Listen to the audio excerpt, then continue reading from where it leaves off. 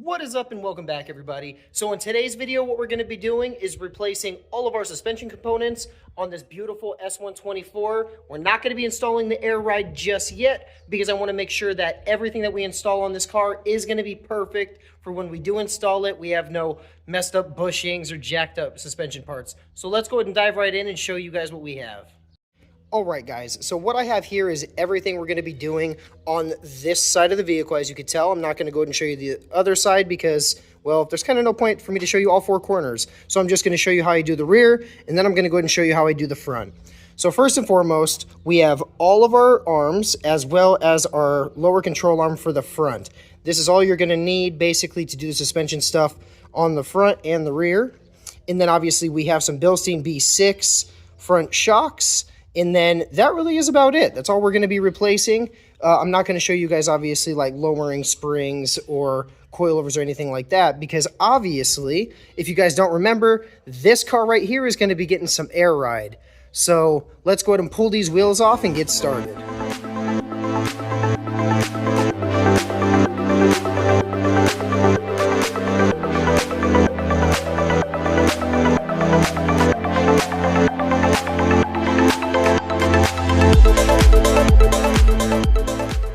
Alright guys, so just like always, before we dive in and get started, let me go ahead and show you the tools that we're going to be using to obviously do the rear suspension on this car.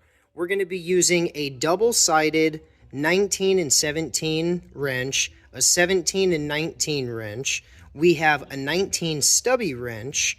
We're obviously going to be using a 3/8 ratchet, a 19 mil socket, as well as a 17 mil socket. A very special tool, which is a 10 millimeter triple square.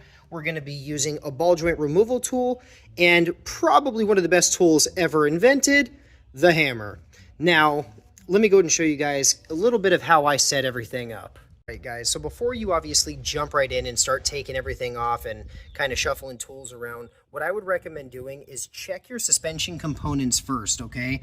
Make sure that all your bolts don't look extremely rusty or corroded or just kind of jacked up. That's number one, because if they do, you probably want to spray some PB Blaster all over all the suspension components so that way you're not breaking bolts or sitting there trying to break something loose for like 5 minutes. I've unfortunately had to do that in the past, and it's just a nightmare. That's number one. Number two, what I would recommend doing is just get familiar with what bolts are what sizes. So for example, all of our bolts that are basically connected to the subframe are a 19, except this one guy right here. This is actually going to be that triple square 10 mil that I was telling you about.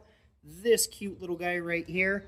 Obviously, one size is a triple square and the other size is going to be the 19. Just about all of our bolts that are on our, I guess, spindle assembly, all these right here are a 17 if I'm not mistaken, but one of them it is a 19.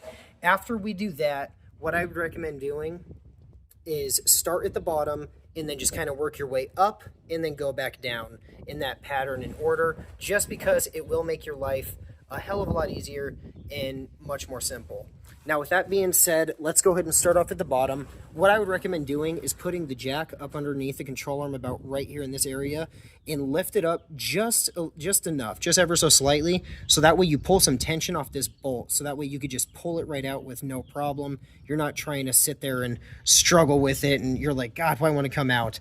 Definitely do that. So let's go ahead and knock that out really quick, and then we'll jump on to the next one.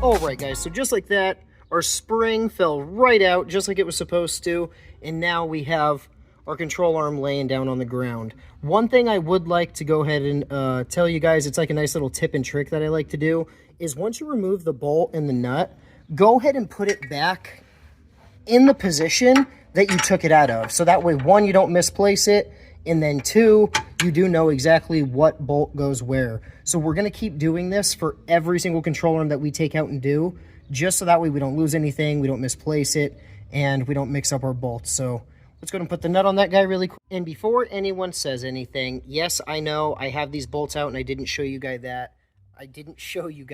My goodness. And I didn't show you guys that obviously I took off the top of that. You do not need to remove your shock when obviously replacing your control arms and doing this job. The only reason that I did is because obviously we're going to air ride this awesome stuff right here. So just go ahead and ignore this little spot right here. That'll be in the next video.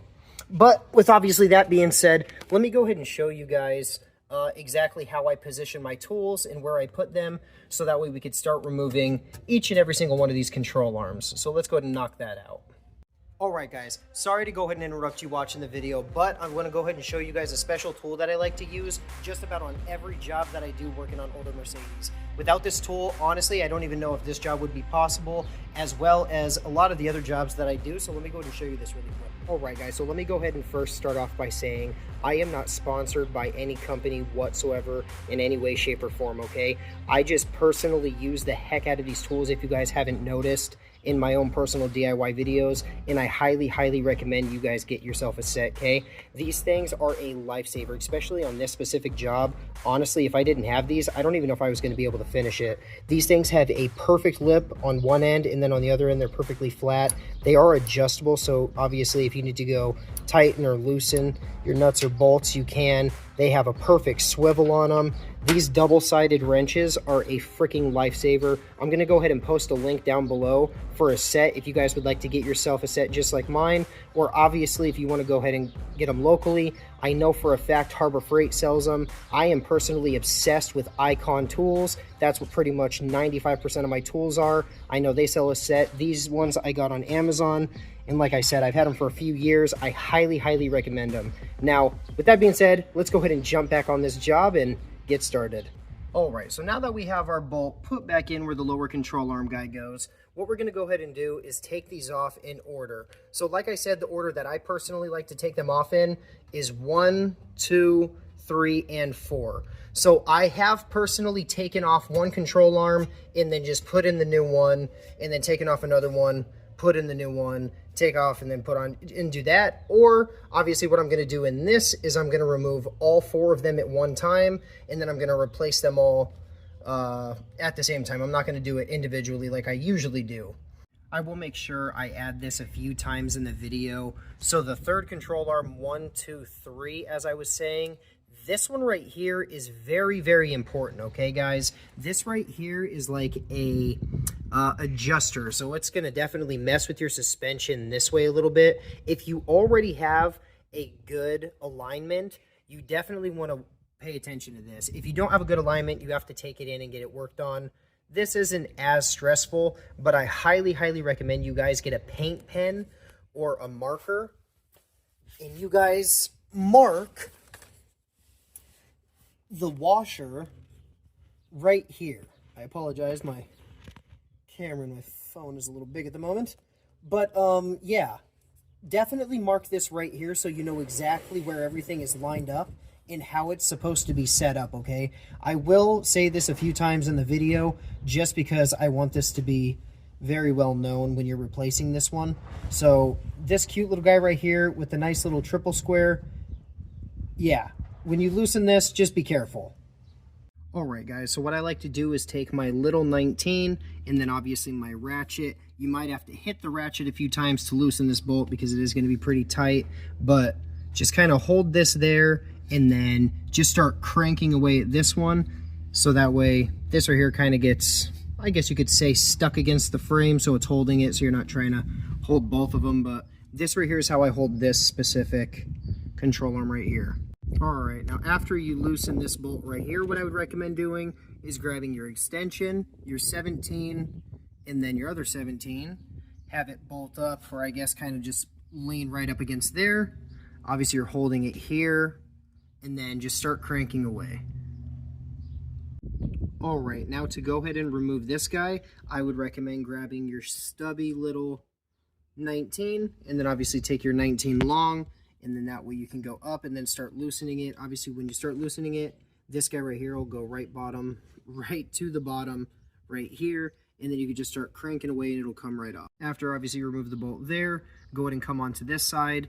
You're going to have your 17 set up this way, and then your long 17 set up right here just like that. All right, next, and this is very important, okay, guys? You're going to be taking your 19, obviously putting it there, but before you even loosen anything, okay, before you do anything else, stop really quick and do this. You're going to want to put a marker, because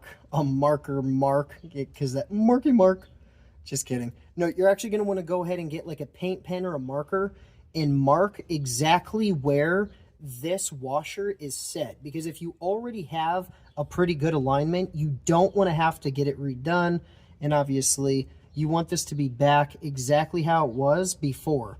So make a mark here and then start loosening the nut on the back, and then obviously when you go to tighten it, just make sure that you line this back up, because if you don't, your suspension is going to be all out of whack and it's just going to be a nightmare to try to figure out how it was set up. So definitely very important. Don't forget to mark this washer. It is very crucial if you don't want to have to redo an entire alignment.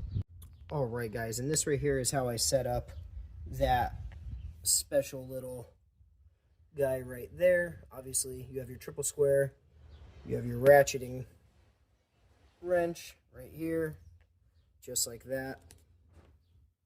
Next, what you're going to want to do is just get your 17 and start cranking away.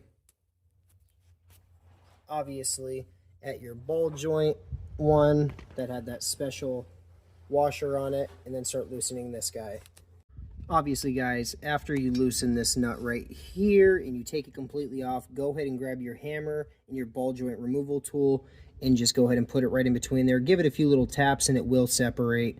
Again, I'm just going to continue showing you, and then we'll take everything off at the end. Next, obviously grab these tools. We have our 19 here, and then obviously our other one right back there, and then go ahead and start cranking away.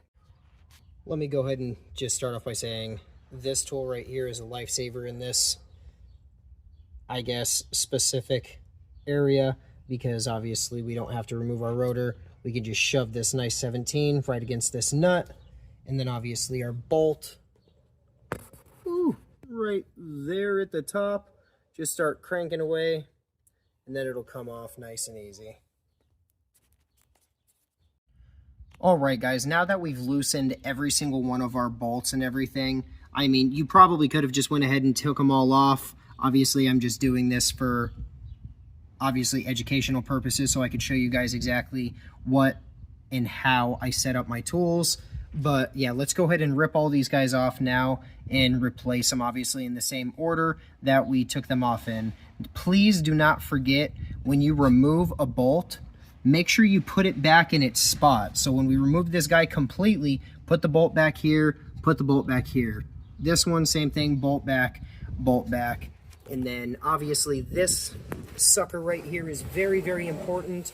Do not forget to mark that washer, okay, guys? If you forget to mark the washer, your suspension might be a little willy wonky and stuff, and you don't really want that. Only if your suspension was good from the get. If it wasn't good from the get, you're obviously going to need to do an alignment. Don't worry about that. But yeah, if obviously your alignment's good, most people's are, make sure you mark that. Don't be silly. But let's go ahead and replace all these. Obviously, I'm not going to take them off and do that. It's just too hard trying to hold the camera, set it up in this smaller space. So I'm going to go ahead and replace all these guys really quick and clean up underneath here to make it look all purty. And then, yeah, but other than that, guys, that's pretty much all you do. Just go ahead and reverse the entire process. Pop this guy back up, put your spring back in, and that's pretty much it for the rear. Honestly, it's that easy and simple. Alright guys, so with all that being said and all that information I gave you, I really hope that it helps you out in the future to do your own rear suspension setups and stuff. Stay tuned for next week, because next week what we're going to be doing is all the stuff in the front, because we have quite a bit of stuff to show you on that as well. So again, thank you guys so much for watching. I hope you learned something, and we'll see you guys next Wednesday.